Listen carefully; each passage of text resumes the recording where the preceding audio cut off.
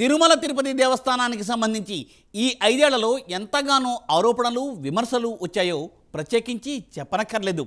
జగన్ సర్కార్ తిరుమల తిరుపతి దేవస్థానాన్ని సర్వనాశనం చేసిందని హిందూ సంఘాలు ఆందోళన చేశాయి. అయితే రాష్ట్రంలో ఏర్పడిన కొత్త ప్రభుత్వం తిరుమలకు పూర్వ వైభవం తీసుకురానుందా?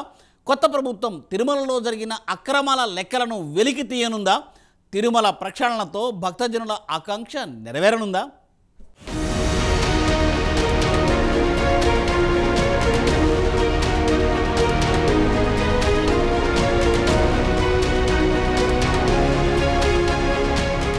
తిరుమల తిరుపతి దేవస్థానం ఇక నుంచి కొండపై వసతులు, దర్శనం అన్నీ కొత్తగా ఉండబోతున్నాయా?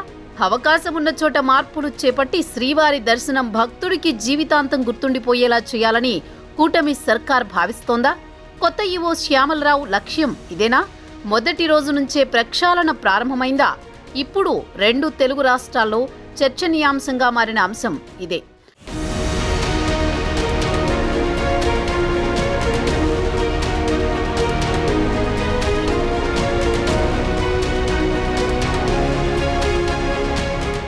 పవిత్ర పుణ్యక్షేత్రంలో రాజకీయం కుదరదు. తిరుమలలో గోవింద నామస్మరణే మార్మ్రోగాలి.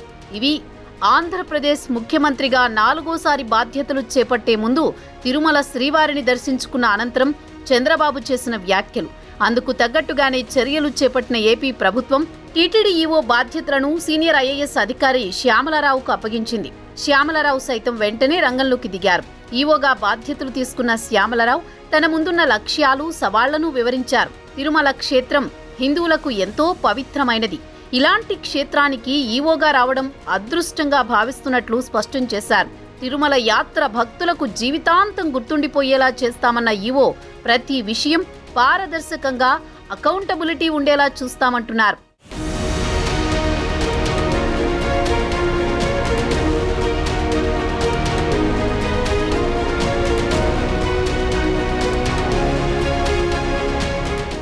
టీటీడీలో ప్రక్షాళన షురు అంటున్న ప్రభుత్వం ముందున్న సమస్యలు, సవాళ్లు ఏంటన్న దానిపై దృష్టి పెట్టింది. టీటీడీ పాలక మండలిలో నేర చరిత్రలకు పెద్దపీట వేసిన జగన్ సర్కార్ శ్రీవారి భక్తుల మనోభావాలను తీవ్రంగా గాయపరిచింది.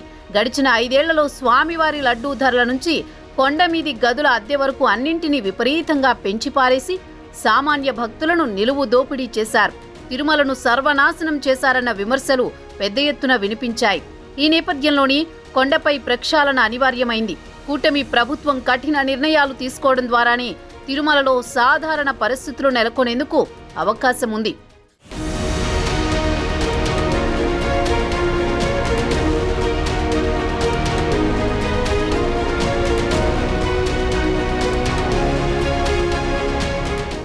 అయితే ఇప్పుడు టీటీడీ ముందున్న తక్షణ కర్తవ్యాలు, అలాగే ప్రజలు కోరుకుంటున్నవి ఒక్కసారి చూస్తే 10,000 రూపాయల దర్శనం శ్రీవాణిని రద్దు చేయడం, L1, L2, L3 పునరుద్ధరణ, కొండపై రాజకీయాలకు స్వస్తి చెప్పడం, సామాన్య భక్తులకు పెద్దపీట వేయాలని వెంకన్న భక్తులు కోరుతున్నారు. అలాగే వైసీపీ హయాంలో కేటాయించిన దుకాణాలకు అనుమతుల రద్దు చేయాలంటున్నారు.